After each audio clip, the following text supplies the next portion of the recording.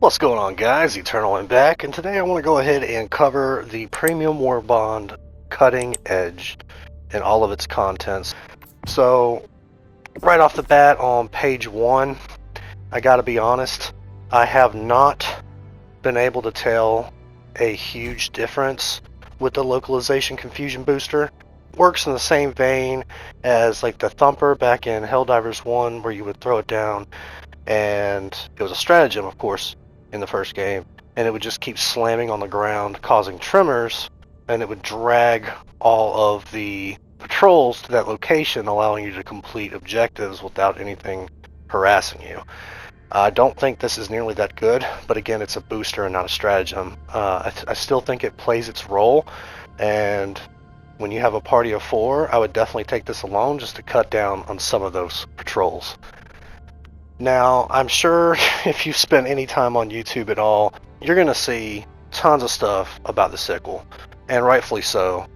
This thing is incredible, and as far as weapons are concerned, for lasers, we didn't really have a great selection.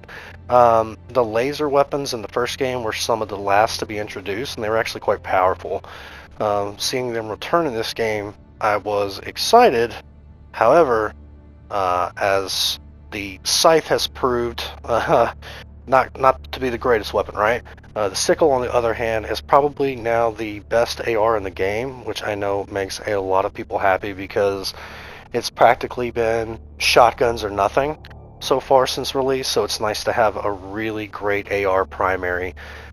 This thing is going to, be heat based, obviously, so you can overheat it, but at the same time, as long as you don't go ham, you can pretty much have infinite ammo if you play your cards right.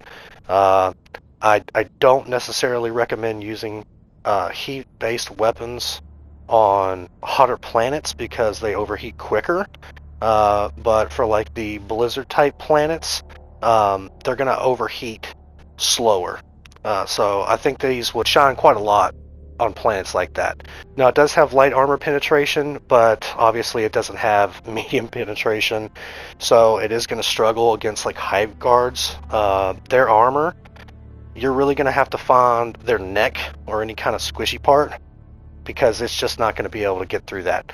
But this thing is going to shred on bugs and bots. It's really precise with the recoil only being 2, and you're going to be able to shoot the heads of pretty much all the bots very easily with this weapon. So if you're accurate and you're just not spraying it all over the place, I think it does really well on bots, and this thing absolutely destroys smaller enemies as far as the Terminids with hunters and stalkers. I mean, you can really melt these things very quickly with this weapon, and again, as long as you don't go ham, this solves a lot of the ammo issues that most ARs, well, all ARs aside from this, have in this game.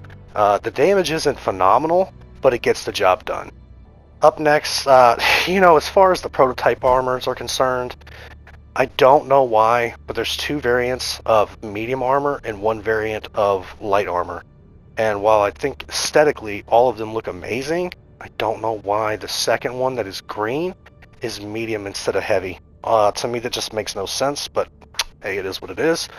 But as far as the electrical conduit perk, I think if you coordinate this with a party and use a lot of arc-based weapons like your OP arc thrower, which is clearly one of my absolute favorite weapons in the game, and even Tesla towers, which are way better than most people seem to realize, you're going to take practically no damage from the arc thrower. Tesla towers will still take about 1/4 of your HP, depending on the type of armor that you have equipped, but for niche type playstyles built around Tesla towers and arc throwers and even the Ark Blitzer, this is actually really cool, and this makes me really hopeful that we're going to end up getting like, anti-fire armor and stuff to work around the flamethrower that would actually be beneficial on, the hot planets with the fire tornadoes and stuff like that. Maybe they'll end up having a planet with a lot of lightning and you just get blasted by them constantly. Maybe an armor like this can save you based on the planet.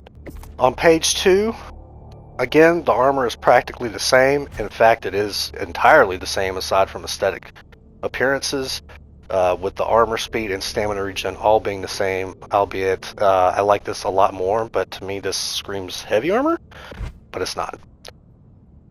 Now, this guy right here, the Punisher Plasma, I used this first upon obtaining this Warbond because I had 250 medals saved up, and I did not even try out the sickle first. I went straight for the Punisher Plasma, and I was not a fan. I did not like this thing. However, I have been using it today, both on bots and bugs, and I am a believer. I really like this weapon. The fact that you can kill chargers with a primary is amazing, and it does, if you're accurate with their weak spot, you can shoot right underneath them or even at their ass, but I think you get more damage when you shoot it underneath them. They die very quickly. You can kill them in less than a mag with accurate placements. Obviously this thing is going to be lobbing, so the accuracy of the weapon is kind of strange. You have to kind of get used to it. You might be pointing it more vertically than you would like to hit enemies further away, but this shreds patrols on both races, and it just shreds Devastators. Let me say that again. This thing has a really, really nice knockback, and if you hit a Devastator, you can stun lock them to death, and it only takes 4 shots for any Devastator. You can just completely melt them. It's incredible. I was very impressed with the amount of stagger that this produces, and while it only says that it has 100 damage, it's much like the Scorcher in that regard, to where the explosive kind of trumps it. Really, really solid weapon. This really grew on me today, and it's currently in my primary loadout as we speak. Highly recommend. Up next, I think we have what I am going to call the best item in the entire Warbond. We have the stun grenade. This thing right here is an absolute game changer. When the rocket pistol comes out, I will never take this thing off. That's the only downside. I mean, everything has a pro and a con, right? But the only con that I have with this, obviously it can't do damage, much like the smoke grenade, but it cannot blow up bug holes or fabricators or anything like that. However, as I'm sure you have seen, this thing can stun practically every enemy in the game. I think the only thing that cannot be stunned, based on what I've seen, is a tank. But I don't care about that because it can stun Bile Titans. This thing, coupled with the 500 kg bomb, is just a chef's kiss. It is absolutely phenomenal. You can stun Bile Titans from attacking if they're about to spew on you, about to stomp on you, mid-spew, mid-stomp. You can stun them. Chargers rushing you, you can stun them. You can couple this with other people running, the Plasma Punisher, and just absolutely destroy a charger with primary weapons. If you're having a hard time getting away, maybe you don't have light armor on and you're running from patrols, you can just turn around and throw this thing backwards and then just haul ass. It's an absolute game changer. I was extremely excited for this because it's basically an EMS on call. Obviously the radius isn't nearly as big, but this thing is absolutely amazing.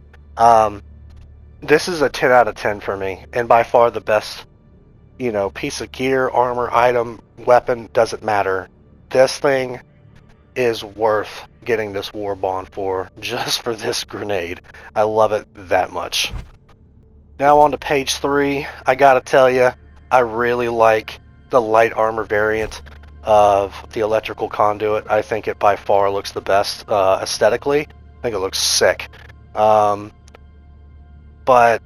man, it's when you go from the armor values not working properly to all of a sudden now you actually have light armor rating, having 50 armor is brutal. You die in like 2 hits. It's really tough. So if you're gonna play with this, you need to play you know, with a more intelligent mindset. You can't just go running in because even with a shield, you're going to get murked. But again, I really like the niche electrical conduit aspect of this, and I do love the way this looks.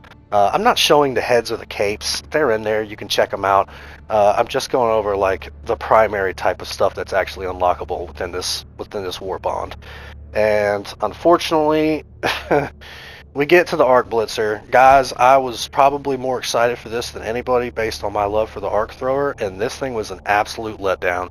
Not only does this thing have the slowest fire rate in the entire game, yes, I know you have infinite ammo, but you can practically have infinite ammo with the sickle too if you play your cards right.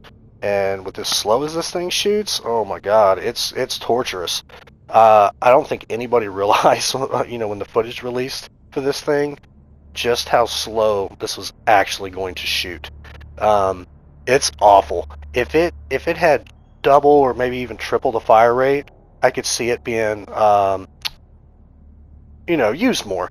But even with the damage being nice at 250, recoil really doesn't matter. You're not really going to feel that because it takes 5.5 minutes to reload every time you shoot. This also does not penetrate like the Arc Thrower does. Obviously, you can melt everything as far as like a typical patrol is concerned for both types of enemies, but I don't recommend this on the bots because it's really difficult to headshot. The range isn't that great, so you're right up on top of them. You're getting blasted constantly. You know, your trajectory is being, you know, moved all over the place. You know, your stability rather.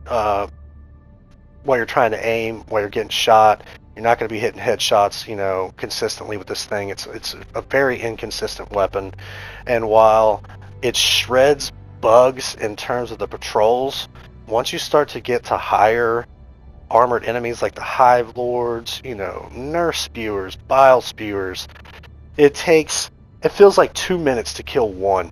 It's awful. I really love this in terms of its premise. But this thing wound up being the biggest letdown of the entire Warbond, and I was more excited for this than just about anything aside from the stun grenade. You can make it work just like anything. Also, keep in mind that these opinions are my own, and I'm just bringing you what I've been able to find out through testing and playtime. In case you haven't gotten your hands on it, maybe you'll love it. I wanted to, but it's just beyond mid at this point. Very disappointing. And unfortunately, to round out the theme of disappointment, we have the Las 7 Dagger. This thing is trash. It looks like it has a pretty good amount of damage per second. You know, it's nice that it's one-handed. It's a beam. You know, you're not going to want to use this on a planet that is able to heat up your weapons faster because it only fires for 5 seconds before it breaks and then you have to reload it. It's accurate. It's very accurate, but you're going to kill like 1 or 2 hunters at best with this thing before you just have to switch or reload it. It's just... I had a feeling this was going to be bad, and it was. This thing just not good. Do not recommend this at all whatsoever. Again, if you like it, run it. But for me, probably the biggest disappointment, aside from the Ark 12 Blitzer, is the Las 7 Dagger. And guys, that's pretty much going to round out the Cutting Edge Warbond. Again, I'm not really going to cover capes and, you know, the presentable victory pose and stuff like that. But I definitely think that this is worth it, even if all you wanted was the stun grenade, because it is that good. Couple that with a Punisher Plasma, and you're going to have a good time no matter what race you're fighting. But with that, guys, that's going to be it for me. If you enjoyed the video, please be sure to smash that like button and subscribe to stay up to date on all of my content. I appreciate you coming out, and I'll catch you on the next one. Deuces.